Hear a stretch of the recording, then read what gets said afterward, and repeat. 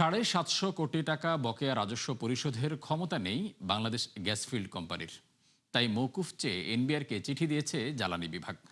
বিপুল এই অর্থ নিয়ে মামলাও নিষ্পত্তি হয় 5 বছর আগে। অথচ এই সময়ও তা দিতে ব্যর্থ হয়েছে বিজিএফসিএল। টাকা দিতে না পারার যুক্তি হিসেবে কোম্পানিটি বলছে, এই অর্থ গ্রাহকের কাছ থেকে আদায় করা হয়নি, তাই সরকারকে দেওয়াও সম্ভব নয়। বিশেষজ্ঞরা বলছেন, আইন অনুযায়ী বকেয়া রাজস্ব মওকুফের সুযোগ নেই। মইনুল হাসানের বিশেষ প্রতিবেদন।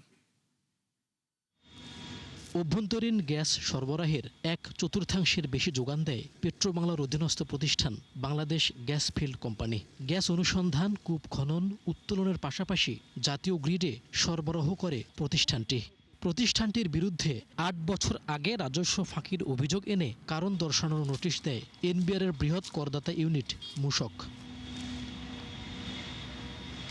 বলা হয়, 2017 সালের মার্চ থেকে পরের 1.5 বছরে গ্যাসের মূল্য বৃদ্ধির কারণে মূসক ও সম্পূরক শুল্ক বাবদ 753 কোটি টাকা ফাঁকি দেয় বিজিএফসিএল। পরে মামলা গড়ায় আদালতে। 2020 সালে হাইকোর্ট বিভাগ এনবিআরের পক্ষে রায় দিলে আবারও পিটিশন দায়ের করে প্রতিষ্ঠানটি। তবে আদালতের স্থগিতাদেশ না থাকায় চলতি বছরের 7 জুন 7 দিনের মধ্যে বকেয়া পরিশোধ করার নোটিশ দেয় এলটিইউ। নোটিশের জবাবে বিজিএফসিএল দাবি করে, 2017 সালের ফেব্রুয়ারিতে গ্যাসের দাম বাড়ানো হলেও বাড়তি সম্পূরক শুল্ক ও মূসক আদায় না করতে নির্দেশ দেয় বিইআরসি। ফলে গ্রাহকদের কাছ থেকে রাজস্ব আদায় করেনি বিতরণকারী প্রতিষ্ঠানগুলো। বার্কের যে নির্দেশনা ছিল 2017-তে একটা অর্ডার করেছে যে ওই সময় এসডি এবং ভ্যাট মুক্ত থাকবে। সেই অর্ডারের কারণে আমাদের ডিস্ট্রিবিউশন কোম্পানিগুলো কেউ আদায় করেনি, পেট্রোবাংলা সহ।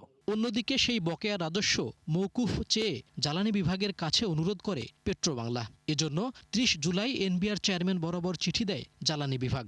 যেহেতু গ্রাহক পর্যায়ে আদায় করে নাই বিআরসি আদেশের কারণে, সেক্ষেত্রে বিজিএফসিএল তো আর ওইটা দিতে পারবেন বা ওটা ওদের দেওয়ার মতন অর্থের সংস্থান ওদের রাখা নাই।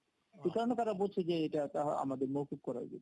এনবিআর এর সাবেক এই সদস্য বলছেন, আইন অনুযায়ী বকেয়া রাজস্ব মওকুফের সুযোগ নেই, দিতে হবে পুরো অর্থই। হ্যাট আইনের আন্ডারে কোনো বকেয়া সেটা মওকুফ করার কোনো অথরিটি কোনো কর্তৃপক্ষের নাই। এই হলো ফাইনাল কথা। তো কাজে এটা মওকুফ হবে না। তারা চিঠি দিয়েছে, চিঠি হয়তো একটা রিপ্লাই দিয়ে দিবে যে মওকুফ করার কোনো অথরিটি আইনে নাই। হ্যাঁ, তো এটা কিন্তু একটা জিনিস প্রকাশ করে, সেটা হলো দেখেন আমাদের ভ্যাট নলেজের কত অভাব, আমাদের ভ্যাট সচেতনতার কত অভাব।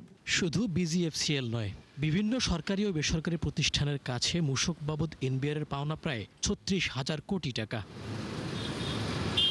মইনুল হাসান, 71, ঢাকা।